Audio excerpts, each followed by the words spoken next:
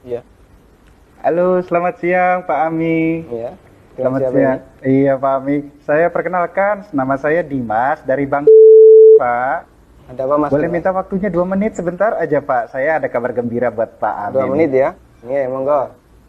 Begini Pak, ceritanya saya ingin menawarkan ada produk kami yang terbaru, credit card platinum kami untuk Bapak. Kebetulan Bapak yang terpilih jadi calon nasabah kami. Cashback, melakukan pencairan dana tunai 30 juta 2 hari Pak pencairannya. Gimana Pak? Bapak tertarik? Apalagi ini belum ada bebasan annual fee tahunannya Baik, Pak. baik. Sebelumnya saya boleh tanya dulu ya? Boleh Pak? Nggak masalah ya? Baik. Mas Dimas Muslim? Saya, iya Pak, betul Pak. Muslim ya? Alhamdulillah ya. Kita sama-sama Muslim. Iya Pak. Mas Dimas pernah dengar nggak tentang riba? Iya, pernah dengar. Pernah dengar ya? Iya, Pernah kebayang bahaya riba nggak? bahaya riba, iya tahu Pak. Mungkin pernah dengar hadisnya atau ayat Qur'annya? Pak, Pernah. tapi Pak, Abi bagaimana? Masih tertarik Pak dengan kartu kredit platinum kami Pak? Nanti kita lanjutkan. Saya boleh cerita dulu? Ya, boleh, boleh. Jadi gini Mas Dimas. Coba Mas Dimas bayangkan kalau ada orang yang berzina sama ibunya. Kira-kira respon masyarakat gimana? Semua orang sepakat jelek ya. Gimana? Maksudnya gimana Pak? Kalau misalnya ada orang yang berzina sama ibunya, semua orang akan menganggap dia melakukan perbuatan yang maksiat. Ya bejat itu Pak. Wah, bejat sekali ya. Bejat Pak. Baik, kita sama-sama sepakat untuk itu. Iya. Begini, Nabi SAW menyebut bahwasanya riba itu ada 73 pintu. Pintu yang paling ringan, kata Nabi SAW, dosa riba itu seperti berzina sama ibunya, Mas. Itu nilai dosa riba yang paling ringan. Coba kalau Anda tadi tawarkan 30 juta, itu berapa nilai ribanya? Ya, tapi kan...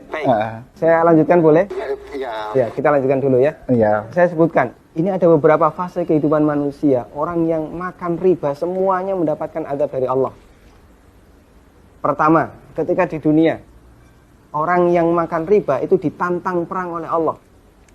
Coba Mas bayangkan. Kata Allah Subhanahu wa taala, ya ayyuhalladzina amanu taqullaha wa dzaru ma baqiya minar riba. Wahai orang yang beriman, bertakwalah kepada Allah dan tinggalkan semua bentuk riba. Fa in lam taf'alu fa'dzanu biharbi minallahi wa rasulih. Kalau kamu masih ngeyel, nggak mau meninggalkan riba, umumkan perang dengan Allah dan Rasulnya. Coba, kalau kita ditantang perang oleh Allah dan Rasulnya, kira-kira ada nggak peluang untuk menang? Nggak ada ya?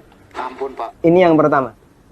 Yang kedua, orang yang mati dalam kondisi membawa dosa riba, makan riba, nanti dia akan dihukum di kuburan dalam bentuk berenang di sungai darah. Masya Allah, berenang di sungai darah. Kata Nabi SAW, beliau pernah menceritakan mimpinya, dan mimpi beliau itu wahyu. Nabi SAW pernah melihat ada orang yang berenang di sungai darah, kemudian di tepi sungai ada orang yang membawa batu. Setiap orang ini berenang menepi, dilempari batu ke mulutnya, kemudian balik ke tengah. Ini yang kedua. Di alam kubur, dia mendapatkan azab berupa berenang di sungai darah. Yang ketiga. Masih ada yang ketiga Pak? Iya. Siap mendengar? Masih sanggup mendengarkan? Iya Pak. Iya, tapi saya lanjutkan ya. Iya Pak. Yang ketiga, ketika orang ini dibangkitkan oleh Allah dari alam kubur, dia dibangkitkan dalam kondisi sempoyongan, Mas. Allah Subhanahu wa taala bercerita, alladzina ya'kuluna riba la yaqumuna illa kama yaqumul ladzi yatakhabbathu syaitan minal mas. Orang yang makan riba, mereka akan dibangkitkan pada hari kiamat dalam kondisi sempoyongan seperti orang yang kerasukan. Iya Pak. Artinya yang lain berjalan normal, dia sendiri sempoyongan. Menyakitkan. Kemudian yang keempat, tadi sebelum hisab ya, ketika dia dibangkitkan sebelum hisab, dia sudah disiksa. Yang keempat, setelah dihisab, orang yang makan riba itu kan makan harta haram ya.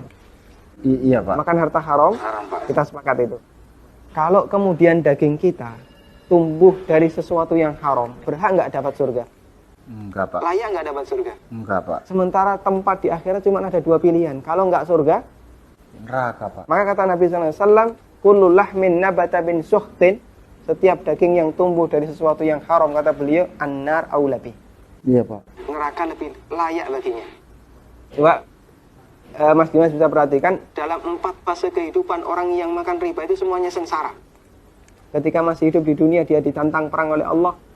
Ketika mati, dia berenang di sungai darah. Iya Pak. ketika dibangkitkan dalam kondisi sempoyongan, setelah hisab dia ditempatkan di neraka. Iya Pak. Masya Allah. Masih ada tawaran yang lain? Ampun Pak. Masih dilanjutkan?